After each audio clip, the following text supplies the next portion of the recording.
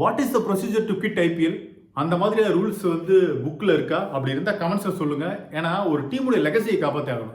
2008லேருந்து 23 வரைக்கும் ஒரு டீம் எங்கேயோ இருந்தது. ஆனால் கடைசி 2 ஐபிஎல்லாக அந்த டீமுடைய நிலைமை பார்க்கும்போது பாவமாக இருக்குது.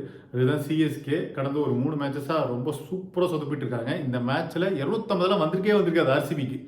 ஒரு 210 220க்குள்ளேயே வந்திருக்கலாம். அதுதான் ஒர்த்தே. ஆனால் இவங்க அடிக்க விட்டாங்க. அடிச்சுட்டு போங்கடா அப்படின்னு அடிக்க விட்டாங்க. 250 ரன்ஸ் வச்சு செஞ்சுட்டாரு டிம் டேவிட் கடைசியாக. ஐ மீன் லைக் கடைசி ஒரு 10 ஓவரில் 150 ரன்ஸாவது வந்திருக்கும். கடைசி ஒரு 5 ஓவரில் ஒரு 90 ரன்ஸ் மேலே வந்திருக்கும் போல். அந்த மாதிரி தான் விளையாடினாரு டிம் டேவிட். தேவ்தத் படிக்கல், ராஜத் படித்தர், விராட் கோலி வேற கொஞ்சம் விளையாடினாரு.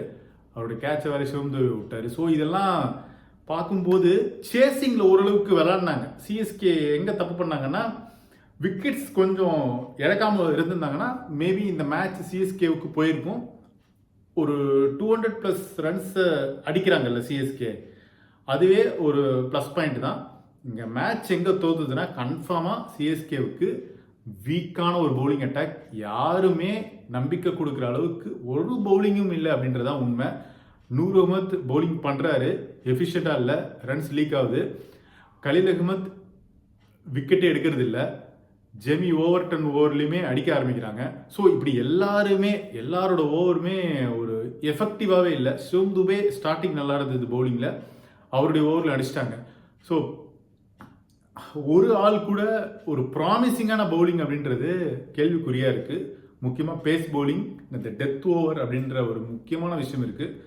அங்கே தான் சிஎஸ்கே லேக் ஆகுறாங்க. அது மேனேஜ்மெண்ட் என்ன பண்ண போகிறான்னு நமக்கு தெரில. எப்பேற்பட்ட ஒரு டீம் இது! Dhoni, Raina, Murali Vijay, Hussey, Haden, Alby மார்க்கல், Twain Bravo,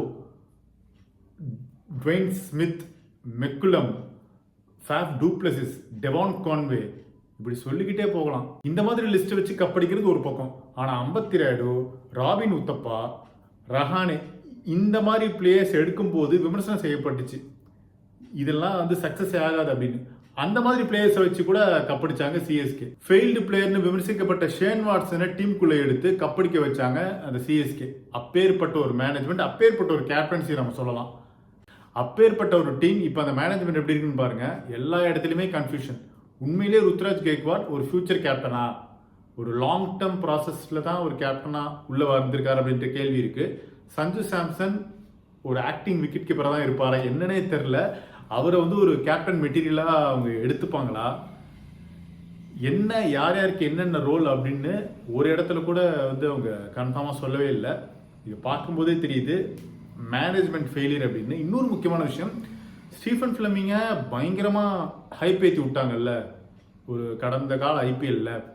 ஆனால் விஷயம் என்னென்னா, அவருடைய கோச்சிங் ஸ்டைலு இப்போ பழசாயிடுச்சு. ஸோ டோட்டலாக இந்த டீமை மேனேஜ்மெண்ட்டை ரிவாம் பண்ண வேண்டிய கட்டாயத்தில் இருக்குது. அடுத்த மெகா ஆக்ஷனில் கண்டிப்பாக இதெல்லாம் பண்ணுறதுக்கான வாய்ப்பு இருக்குன்னு தெரியுது. இந்த மேட்சை பொறுத்த வரைக்கும் நம்ம பாராட்டப்பட வேண்டிய ஒரு விஷயம் என்னென்னா, சர்ஃப்ராஸ் கானோட இன்னிங்ஸ் சூப்பராக விளையாடினார் அவர். ஆக்சுவலாக அட்லீஸ்ட் அவர் விளையாடினதால தான் இந்த அளவுக்கு வந்துச்சு, ஒரு நம்பிக்கை வந்துச்சு, ஓரளவுக்கு நம்பிக்கை வந்துச்சு. ஏன்னா ஒரு டைமில் ஜேமி ஓவர்டன்லாம் விளையாண்டே இருந்தார், செம்மையாக 6-4 அடிச்சிட்டு இருந்தார். இந்த டோட்டல் கிரவுண்டில் பின் drop silence. Even CSK fans கூட அதை என்ஜாய் பண்ண முடியல. ஏன்னா அப்போது என்ன நடக்குமோ நடக்காது அப்படின்னு தெரியல. ஸோ அது பார்க்கும்போது ஒரு மாதிரி இருந்தது. இப்போ நம்ம பார்க்குறோம்ல, இது சிஎஸ்கே கிடையாது. நாம் பார்த்த டீம் வேற, இது வேற ஏதோ ஒரு டீம் மாதிரி தான் தோணுது. ஏன்னா வெற்றியோ தோல்வியோ அவங்க சண்டை செய்வாங்க, கடைசி வரைக்கும் நிற்பாங்க. அதாவது பார்க்குற ஆடியன்ஸ்க்கு ஒரு நம்பிக்கை கொடுப்பாங்க. ஒரு ஓவரில் ஆப்போசிட் டீம் ஒரு 10 ரன்ஸ் எடுக்கணும், சிஎஸ்கே டிஃபெண்ட் பண்ண முடியுமான்னா பண்ணியிருக்காங்க. அந்த மாதிரி ஒரு நம்பிக்கை ஒன்று தருவாங்கல்ல, அதுதான் சிஎஸ்கே.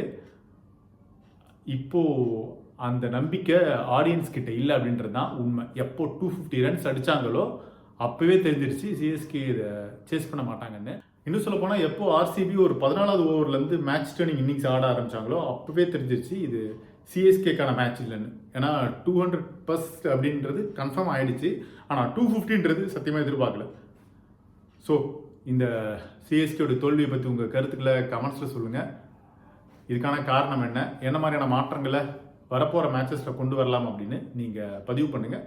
தொடர்ந்து நாம் பேசுவோம்.